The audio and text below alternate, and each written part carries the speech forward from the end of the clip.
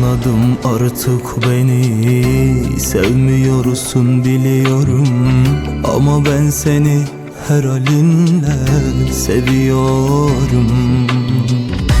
Ayrılık sözlerine inan dayanamıyorum. Bak ilk defa dizlerinde ağlıyorum.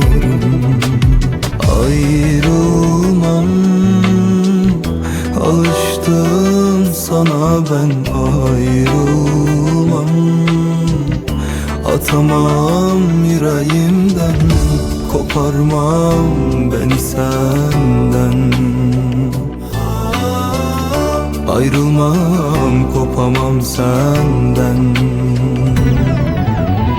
Ayrılmam, koparma beni senden. Ayrılmam, atamam yüreğimden. Ayrılmam, canıma can katandan. Ayrılmam, ayırma kollarımdan. Ayrılmam, koparma beni senden. Ayrılmam, atamam yüreğimden. Ayrılmam, canıma can katandan. Ayrılmam, ayırma kollarımdan.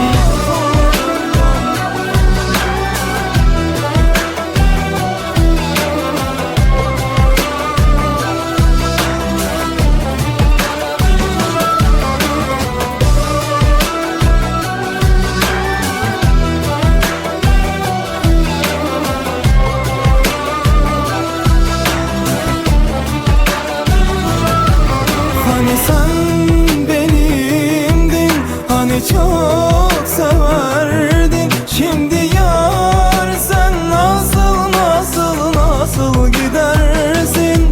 Hani sen benimdin, hani çok severdin. Şimdi yar sen nasıl gidersin? Ayrılmam, koparma beni senden.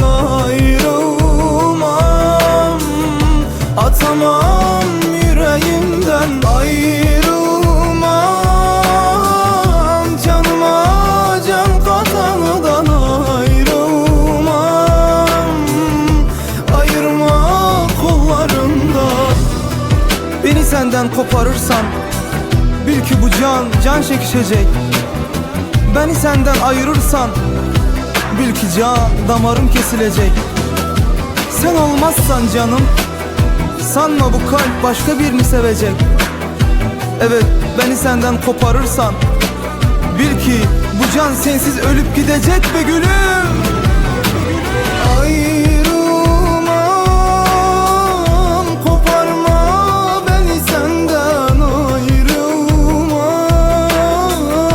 atamam yüreğimden. Ayrılmam, canım